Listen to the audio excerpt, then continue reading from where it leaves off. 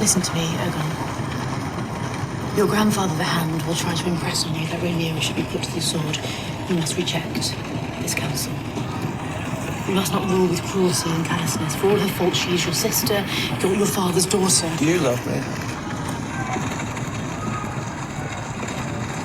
You imbecile. Probably the best words on this in the whole episode. What a great episode. Hey guys, if you're new here, my name is Kenim and you're watching Brand Video Pro. This is my review of Season 1, Episode 9 of House of the Dragon. Such a great episode, so much to dissect. Let's get into it. Let's just jump right into it. So first of all, okay, the episode for me was just about the Greens, right? The Greens versus the Greens. I believe the episode was called The Green Council, right? The Greens versus the Greens. And it really kind of showed the lack of unity within the Green House or the Greens, right? And really it stems from, and I don't think that lack of unity comes from anything other than the fact that the only person that was unifying the realm, and in a microcosm of that, the person that was unifying the Greens was King Viserys. And once he died, it's kind of like once whoever is the unifier, the leader, dies, now everybody has their own inner agenda. And like Littlefinger said in Game of Thrones, chaos is a ladder.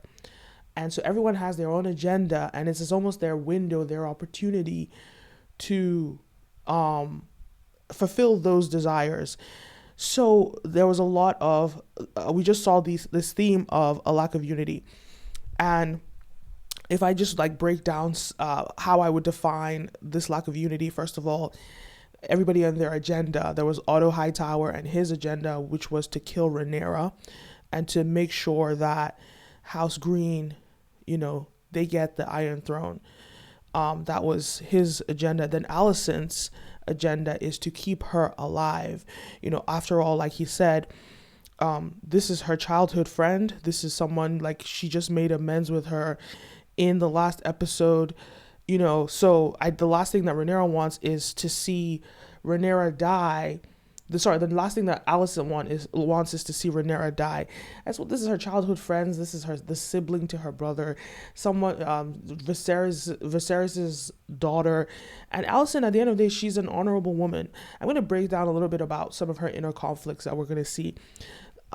She might be all high and mighty. She might be pretentious, but she is an honorable woman. And she does have strong beliefs that she sticks to.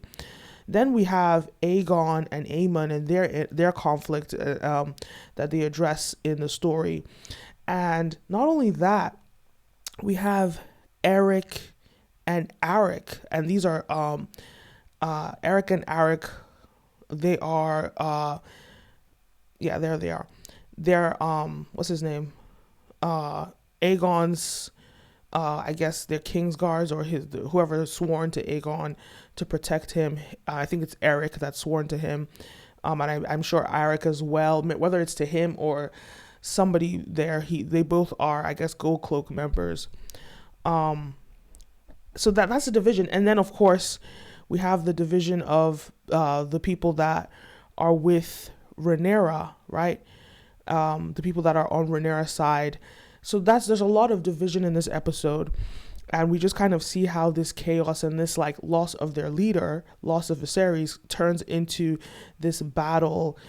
Even though most of them, for the most part, House Green, they all want to make sure that they usurp this throne, but it's kind of a question about method versus their end goal. So at the end of the day, they're not unified when it comes to the strategy, the method, but they all want the same goal.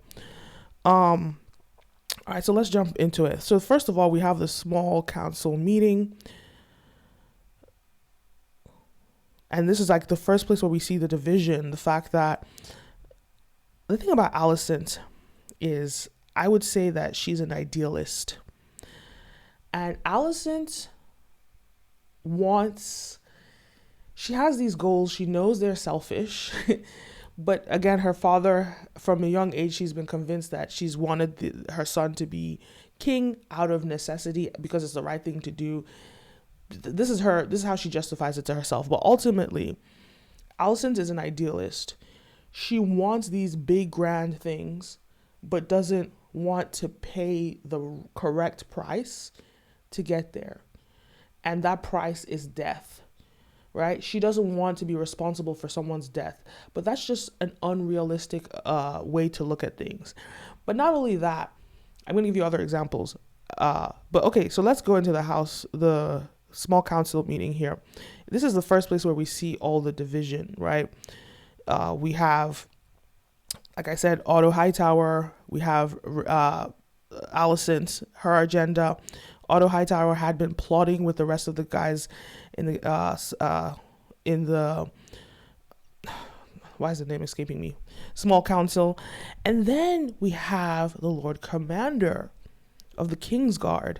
And that was a very interesting twist, if you ask me, because he's an honorable man and you would expect him to have chosen Rhaenyra's side because that's what the king wished. That's what the king instructed him. But as he sees the chaos, and obviously there's already a death that has taken place in the small council meeting, he can already see that this is going to be a brutal war, and he wants no parts in it. He wants no parts in treason. He wants no parts in this mess that is about to ensue. So he's like, yeah, I'm out. And this is where I find it annoying on a personal level, because there are so many situations where Rhaenyra could have prevailed, but there's a lack of loyalty for Rhaenyra.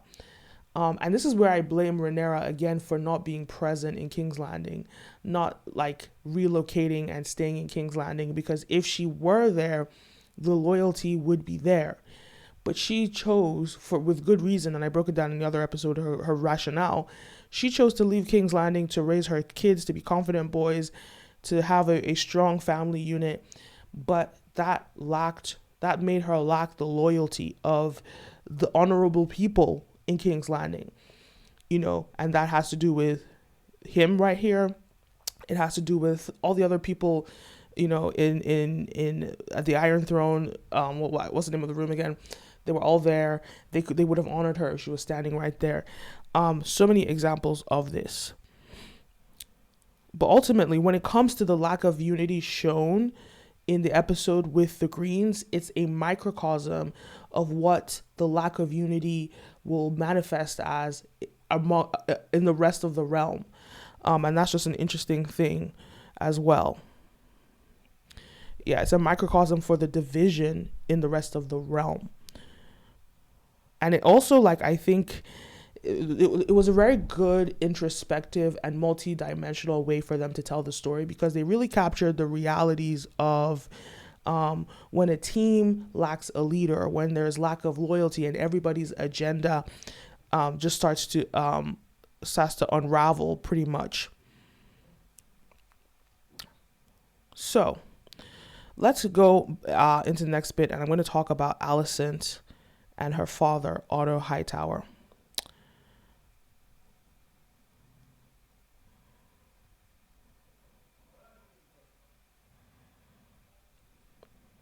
All right, so here we go.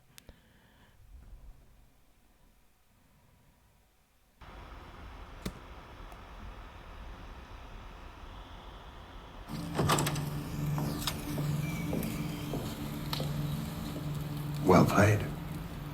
None of this is a game. And yet you treat it as one.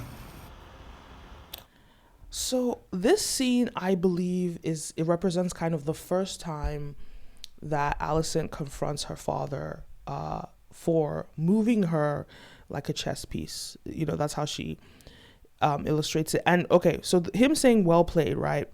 It further illustrates the in-house fight for control. And the idea here is, in the episode, it was this battle between the two of them. Whoever possesses Aegon gets to decide whether Rhaenyra is killed or her life is spared. Obviously, Alicent wants to spare her life. And also, And then obviously Otto wants to kill her because he's a realist. He understands the world that they live in. He knows that at the end of the day, if Rhaenyra stays alive, that's a threat to all of our lives, and there's going to be bloodshed. He understands this. But ultimately, she's younger. She's also a woman, a mother. And I don't mean like she's a woman, so she's more emotional, because we saw that Cersei Lannister was a woman and not more emotional at all. But she's a woman, and she's leaning into her femininity. She wants to preserve life, and Rhaenyra is also her closest friend. And you have to understand what her rift is with her father, right? He's played her all her life. He's played her like a chess piece. He's the one that positioned her in a relationship, in a close relationship with Rhaenyra, to become friends with Rhaenyra in the first place.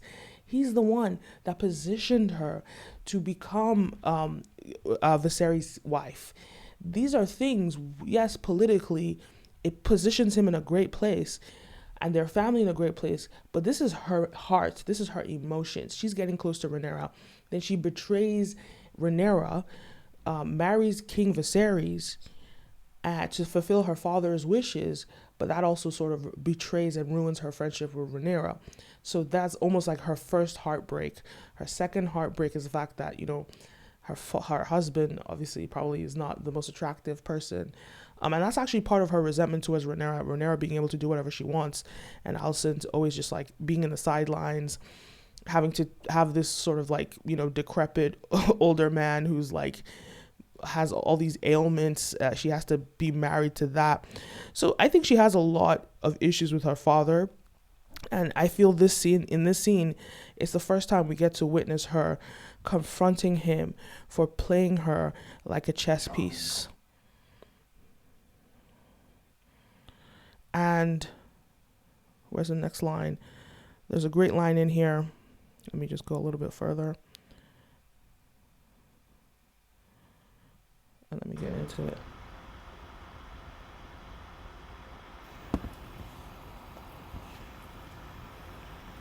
Criston Cole will be named Lord Commander of the King's Guard.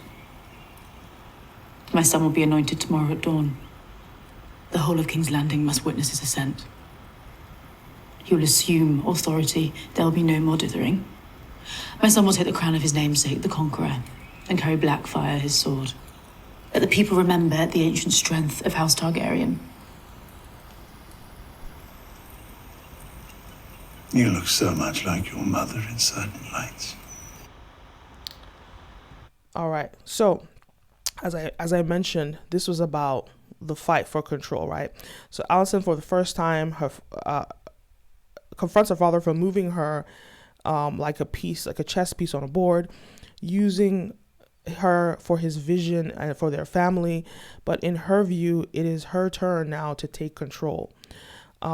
They both want the same outcome. However, the game is about the method, and both are competing to control the how.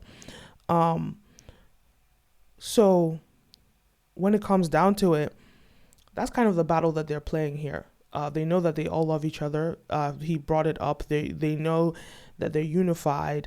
But for her, she's almost confronting him that it's never been about love.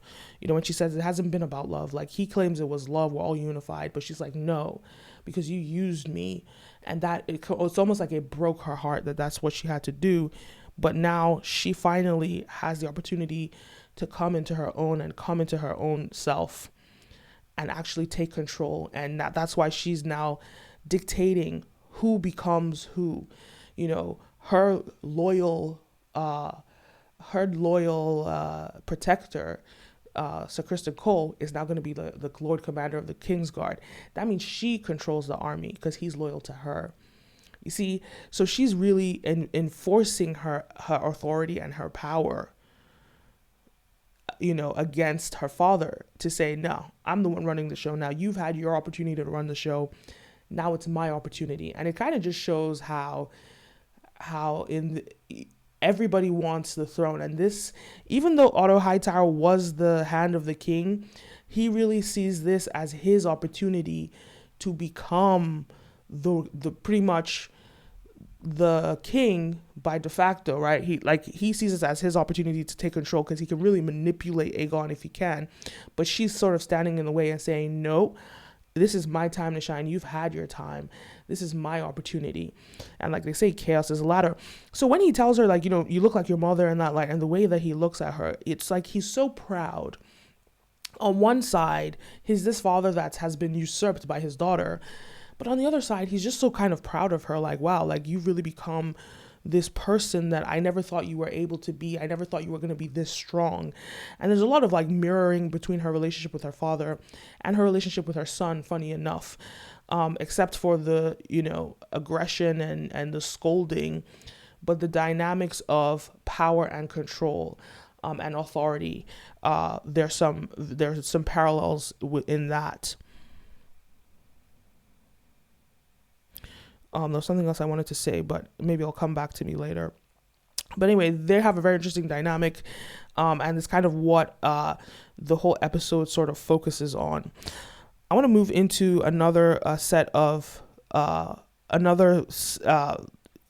team or set of a group of people who we were just introduced to them in this episode for the first time.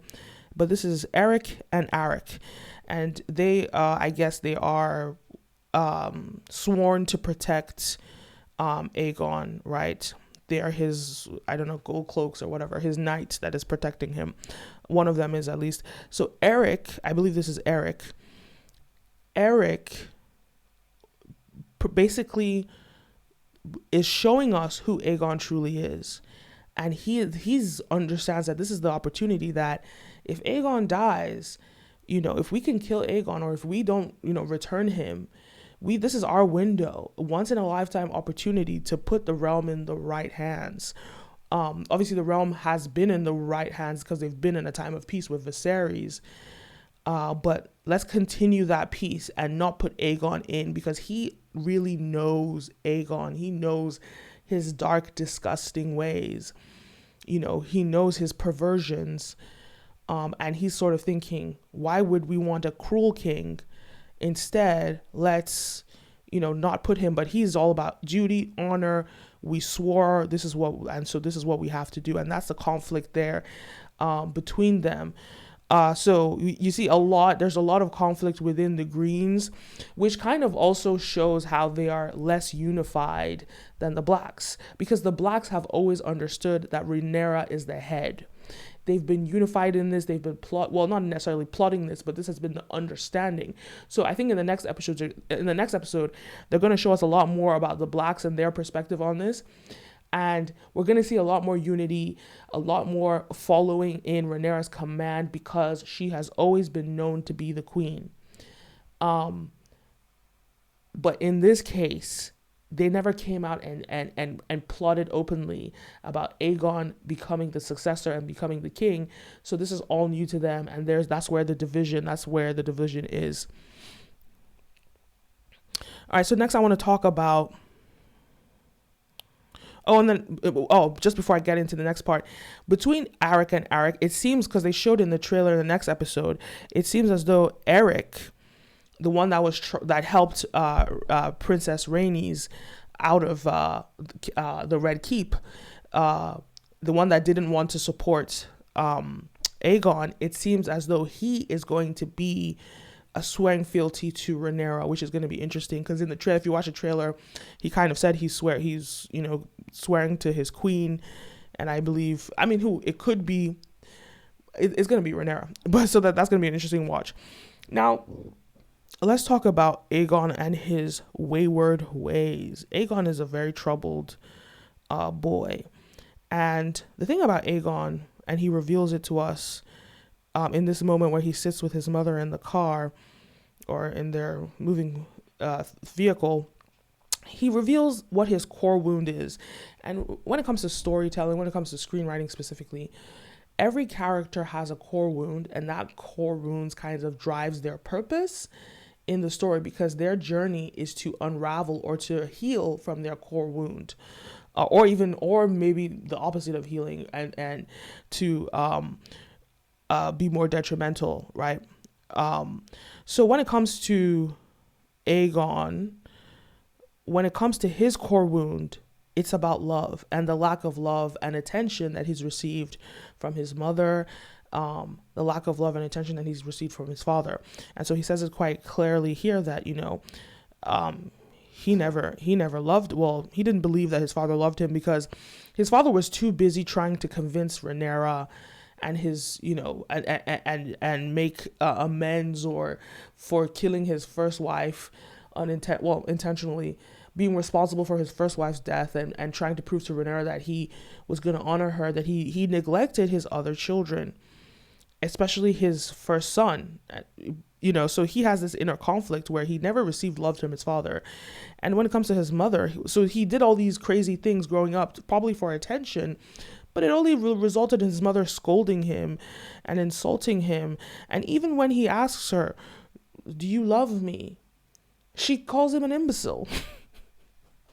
It's such a hilarious scene. It's such a hilarious moment.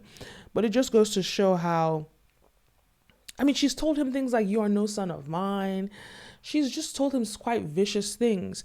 And knowing now that Aegon has these perversions, and knowing that, he has a thirst for depravity, that makes me question, what is he, once he really sits in that position of power, how is he going to treat his mother? I remember Joffrey and the way that he used to treat his mother, he wasn't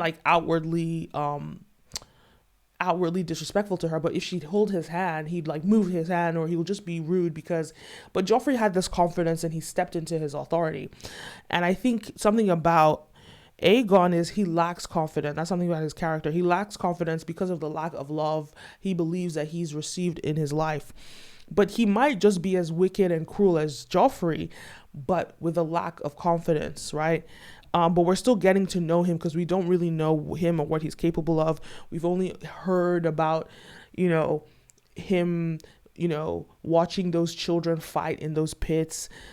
He has bastard kids. We know that he's been a drinker. We know that he's very sexually active, very promiscuous. So these are the questions. Who is Aegon? And that's what the episode kind of revealed to us a little bit about his reputation in the town and what he's done in the town in Flea Bottom. But the real question is, who is he going to be as a king? Another scene that I thought was very interesting is we've watched Aegon for so long deny his claim to the throne. We've watched him say that he doesn't want it, begging for them to leave him alone. He doesn't want this. But the funny thing is, the moment that he stands in front of the crowd and for the first time he witnesses all this admiration from a room filled with people, he's sort of shocked because he now really understands the power of his position. He's shocked because, look, he never received this kind of love from his mother. He never received this type of love or even attention or affection for his father. And something that he's denied wishing for, denied wanting all his life. The moment, see him, look at how his reaction is when he sees all these people there seemingly admiring him, because when you're at the top, you actually think that they really do admire you. You don't know the dirty, nasty things they say about you behind your back. You just know that they're sycophants, right? And so to him, for the first time, he's getting the admiration he never got from his parents. And it seems as though, as much as he said he didn't want it, he's going to indulge himself fully in this power, in this newfound power, and step into his authority. So it's going to be interesting now, this position, this battle for authority, that he's had this submissive approach with his mother. It's going to be very interesting now that he's the one in a position of power, how he's going to communicate with her. And that's why I talked about the parallels between her and her father, how all of a sudden now she was in the position of power. And it's going to be interesting watching him usurp power from his mother in their dynamics. Those are the parallels. And the reason why I thought, when I think about this mother-father relationship, the first thing that comes to my mind with a daughter-father relationship is Cersei Lannister and her father, Tywin Lannister, in Game of Thrones, and how Tywin Lannister controlled everything that Cersei did and moved her like a puzzle, like just the same way like chess pieces. That's what happens to women. They're moved like chess pieces. And all Cersei ever wanted in Game of Thrones was the recognition from her father, the respect from her father, and to be honored by her father. She had this desperation because, unlike her other siblings, she was actually the golden child in terms of she did everything that he requested of her. She was the most ambitious. She was going to be the most accomplished. She was all those things, but she just felt that he always neglected her. And it was only Jaime that he looked to as his, favorite child. So she had this jealousy for Jaime. And I think when it comes down to it, even though Cersei didn't usurp her father in terms of power, she outlived him, and she got to step into that power that was greater than what he ever achieved in his life.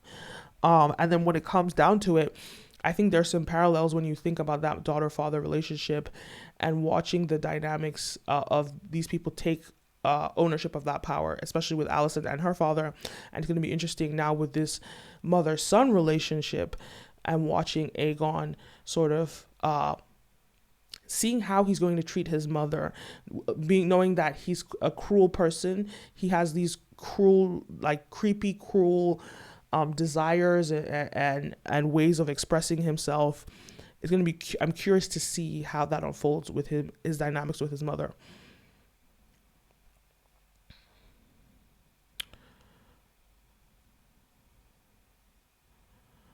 Okay.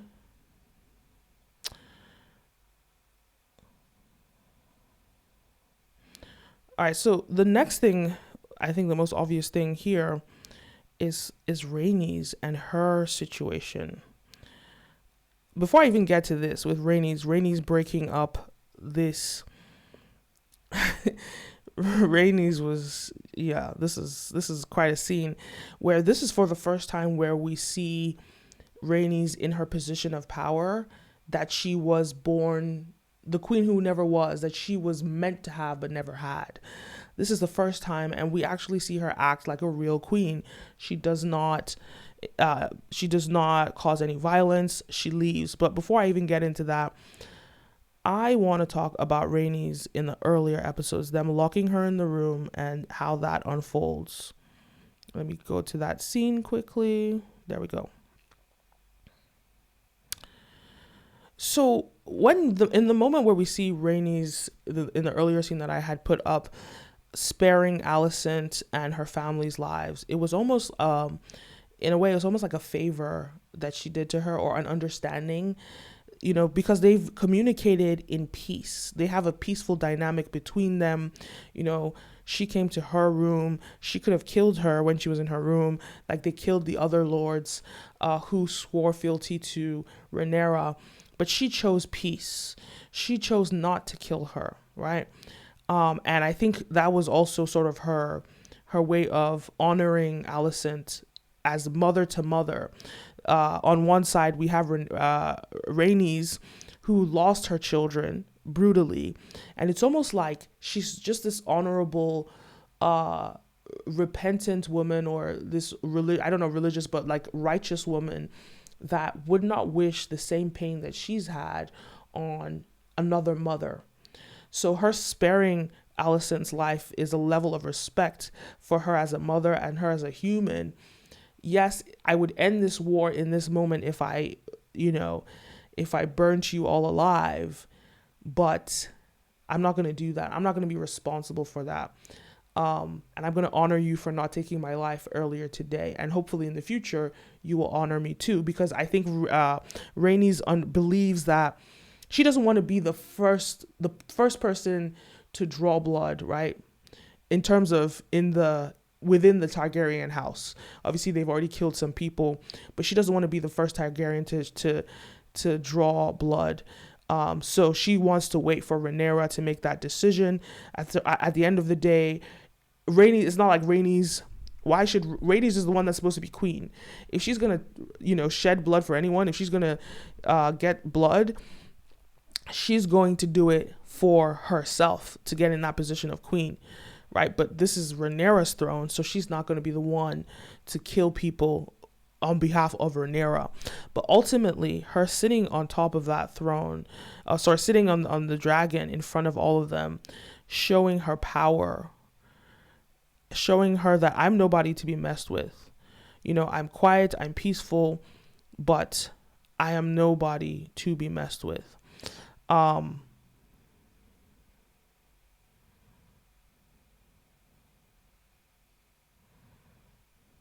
I thought a very interesting moment was between the two of them, and I'm going to play it here.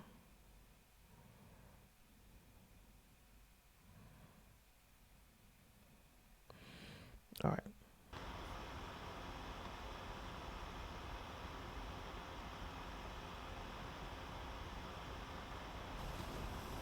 A true queen counts the cost to her people. And yet you toil still in service to men. Your father, your husband, your son. You desire not to be free, but to make a window in the wall of your prison. Have you never imagined yourself on the Iron Throne? Such a powerful line there from Rhaenys. And she says, yet you toil still in service to men. You know, Alicent's whole life has been about servicing men, the men in her life. Like she said, her husband, her father, her son. All she does is to put the men in the positions of power that they wish. And the irony I found there is that Rhaenys, in a way, has also done the same. You know, when I think about the moment when she could have killed them all in this moment, but she lacked the desire for further complications, that's one thing, or to participate, you know, in this. But at the same time, she is submitting to the patriarchy. While she's loyal to Rhaenyra on the surface, she lacks the loyalty to pull the trigger herself, which would have saved the lives of her fleet and many. So I say that because she could have ended this war, saved the lives of so many people. But in a way, she's loyal to the patriarchy. She could have killed them right there and then, gone to the Iron Throne and sat on it, because that is really where she belongs, on the Iron Throne. But because she's loyal to the systems that are already at place, sure, that would complicate things a little bit more. She doesn't have anybody rallying for her, nobody that in the realm that's believing in her. But when I think about how Cersei sat on the Iron Throne, because it was available, you know, she could have done the same thing, because ultimately she was the queen that never was. This is her throne. She has a fleet. Sure, she might be alone, but she could work it out. You know, she could have worked it out, because if she really was, if it was, okay, here's, in one way, a lot of people have died and they didn't already support her initially.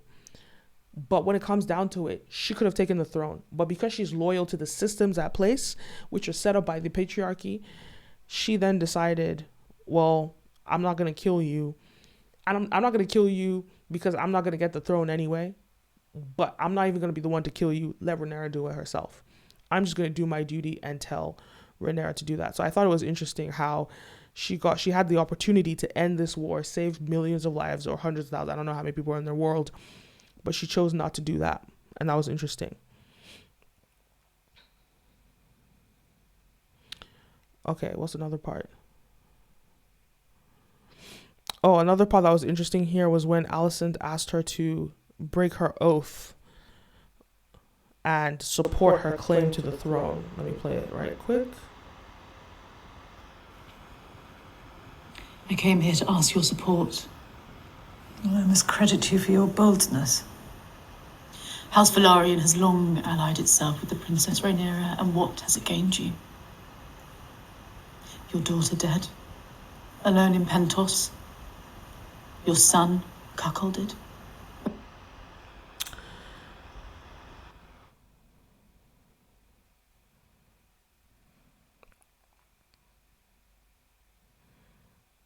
So she's there asking her for all those These things. 6 long years to...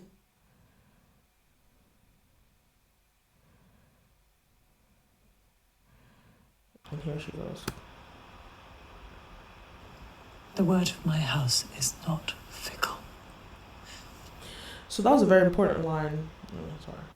That was a very important line also. The words of my house is not fickle. And so when you look at House Velaryon, their words are the old, the true, the brave. So even though she's saying, look, break your oath and join us. Rhaenyra has done all these terrible things to you and your family. Join us and we will unite with you. She denies her because, first of all, she knows the original oath, I guess the old. She knows the truth that Rhaenyra is the one. If anybody's going to sit on the throne, it should be Rhaenyra. Because ultimately, even though she couldn't sit on the throne as a woman, I think somewhere deep down, she likes the idea of change and progression and a woman sitting on the throne. So at the end of the day, ultimately, and even when, push came to shove, she still defended Rhaenyra, even though there might be a little bit of an ounce of jealousy in her around Rhaenyra. Better Rhaenyra than these people who she's seen them, and they're brutal. She almost predicted that this would happen already. And she would take Rhaenyra's side because what other choice does she have? And her grandchildren are in Rhaenyra's possession. So why would she not?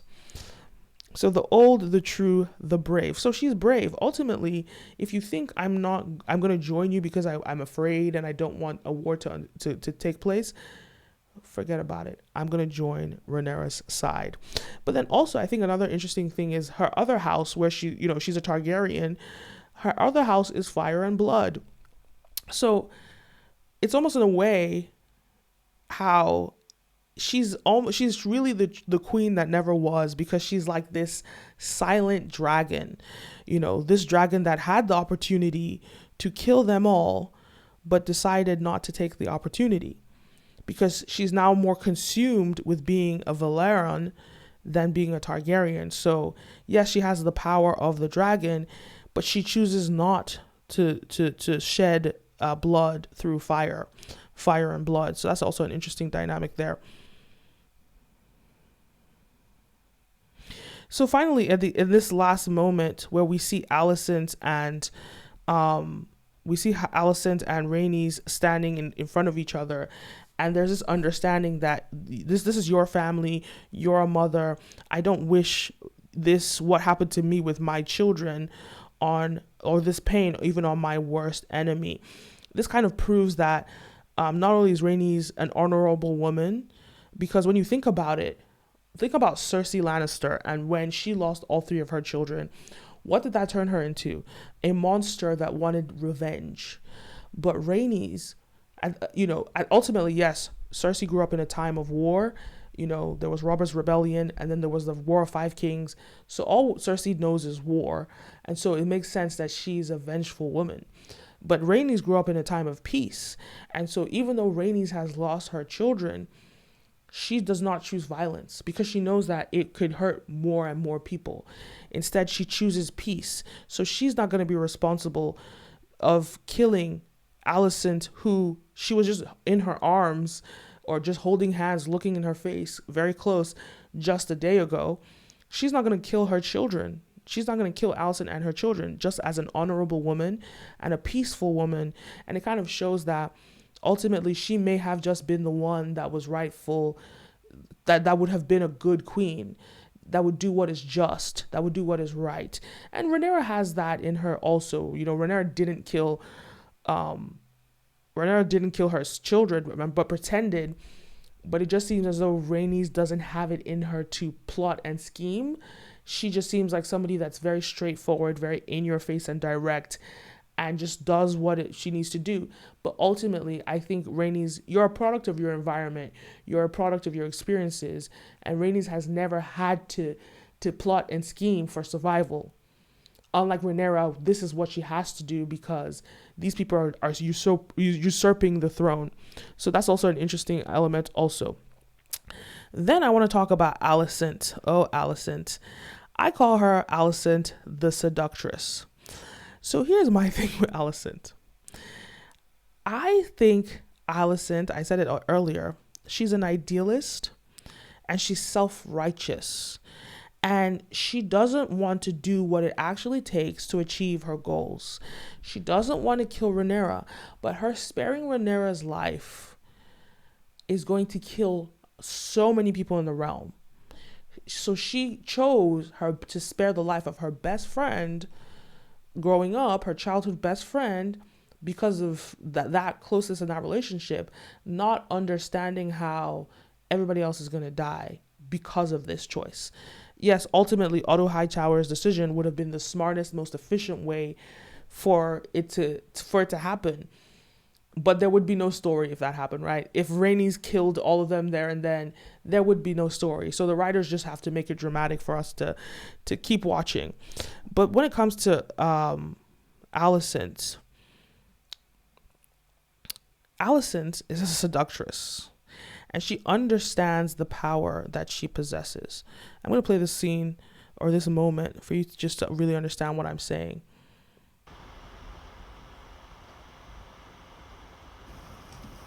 Everything you feel for me as your queen. I will not fail you.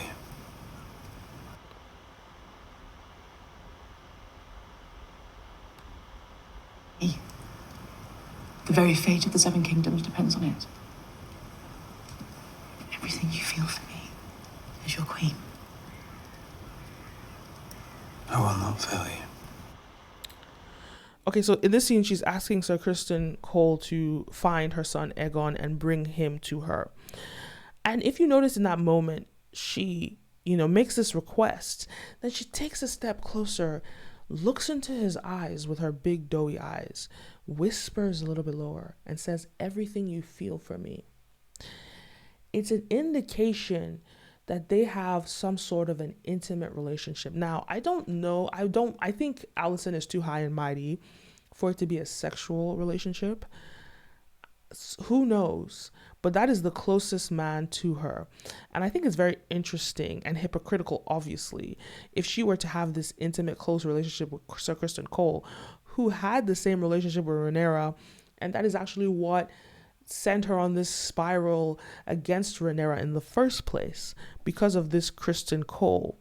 So it wouldn't be surprising that they have this intimate, close relationship. But ultimately, I think Alicent is too high and mighty to actually do anything with him.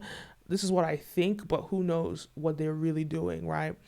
So it seems as though she has this, but it seems, he has this utter devotion to her and this utter love for her. I'll do anything for my queen.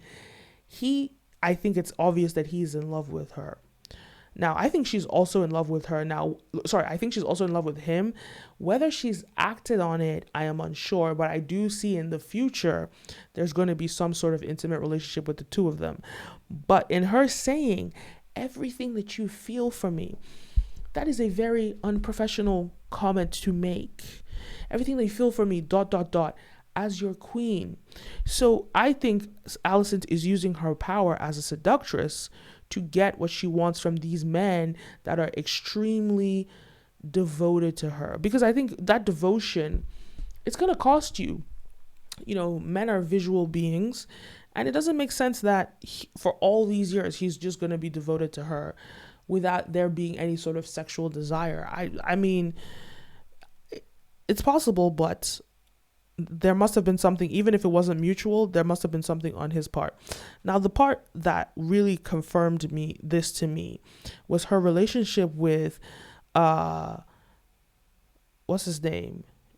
Varys Strong, and his sort of obsession and devotion with her. We saw, let me even play the moment. Is it here?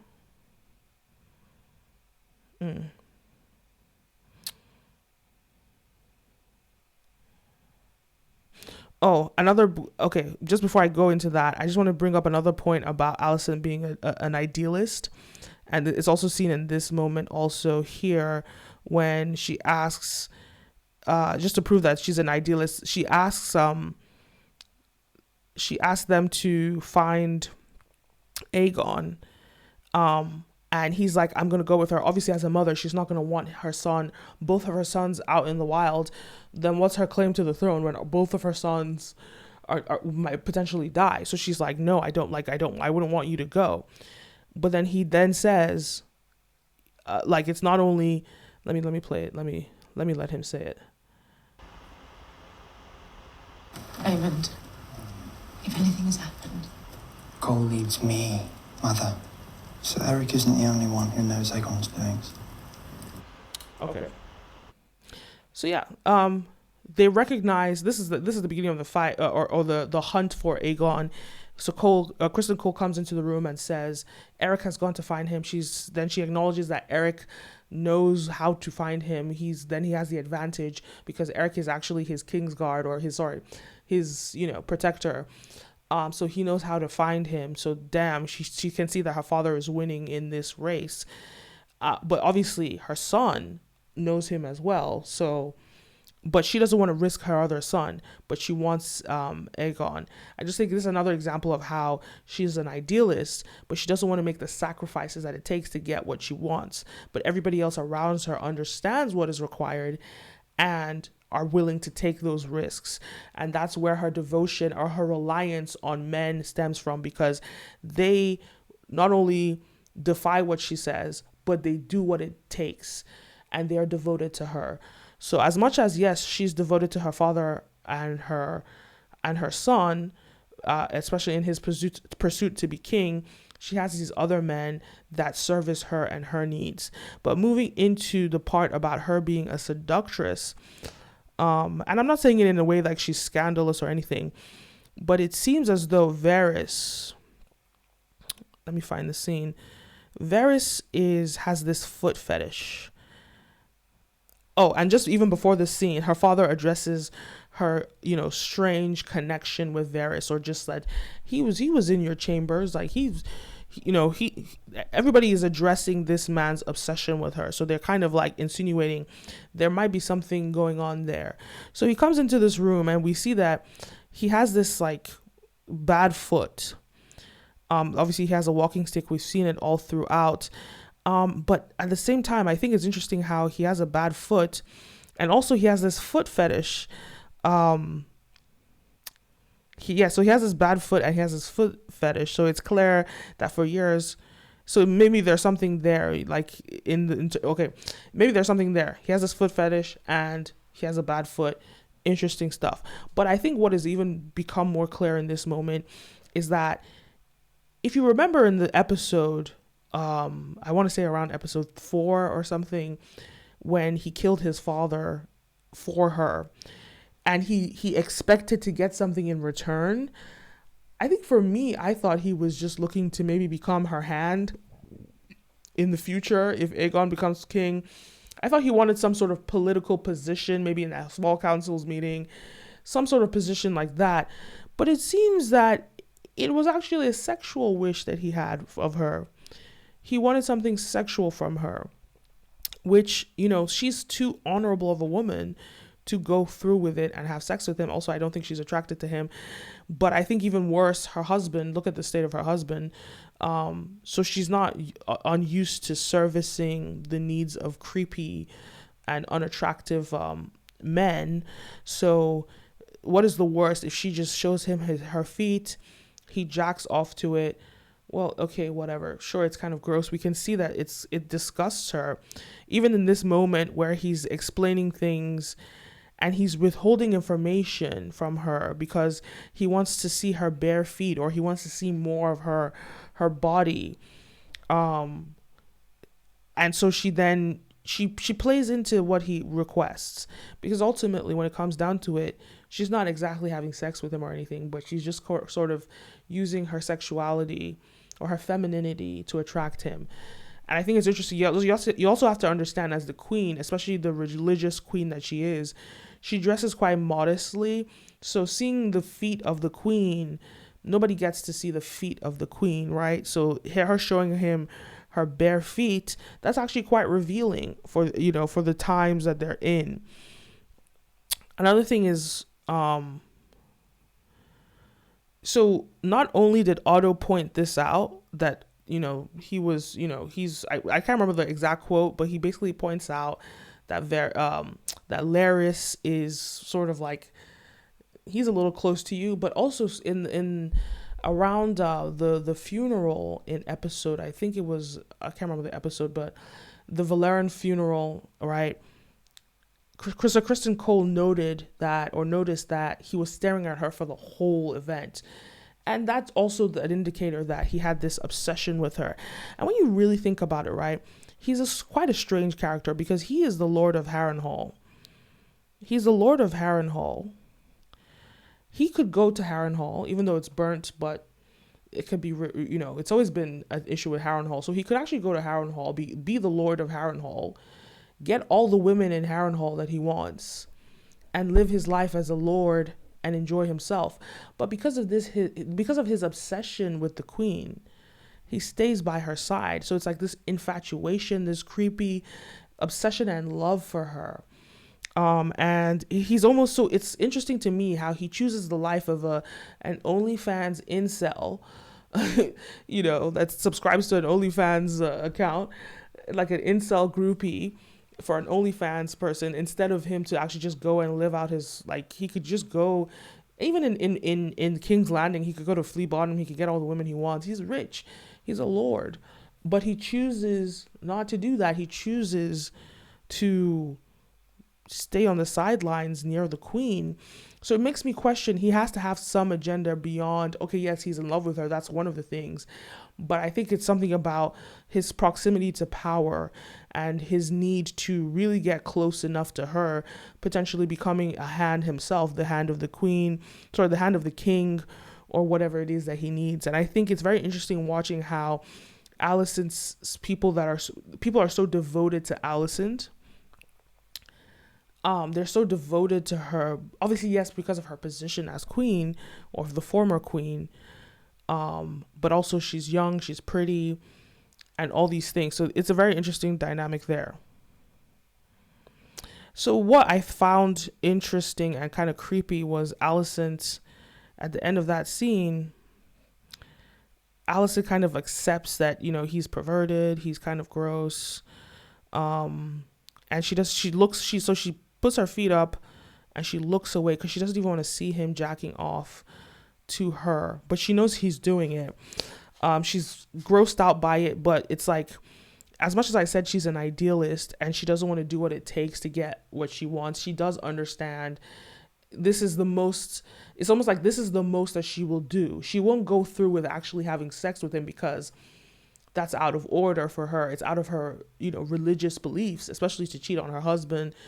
At least that would have been her excuse to get away from having sex with him in the first place. And mother bastard children and all of that stuff. So she wouldn't even want to entertain that then. But I think now he sees a real window, an opportunity to potentially have some sort of engagement with her. But either way, I think for her, it's almost as though now that the king has died, he has more leverage to request more from her.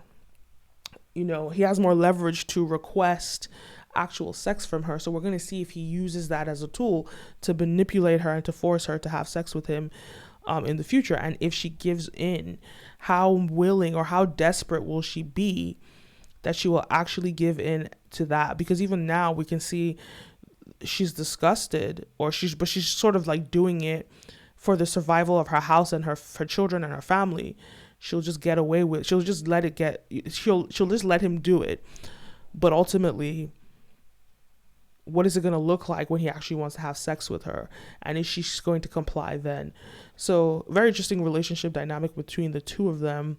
And I guess we've seen what has been brewing all these years. But also it's another confirmation that Kristen also has this sort of attraction and devotion to her, is him even noticing that Larys was staring at her all throughout. And obviously her father also has an admiration for her, so he would notice also. Finally, I wanted to talk about Mysaria. And so first of all, obviously, Talia, what's her name? Alicent's handmaiden, or whatever they call it, handmaid, she lit up those candles, which indicated to Mysaria that the king has died.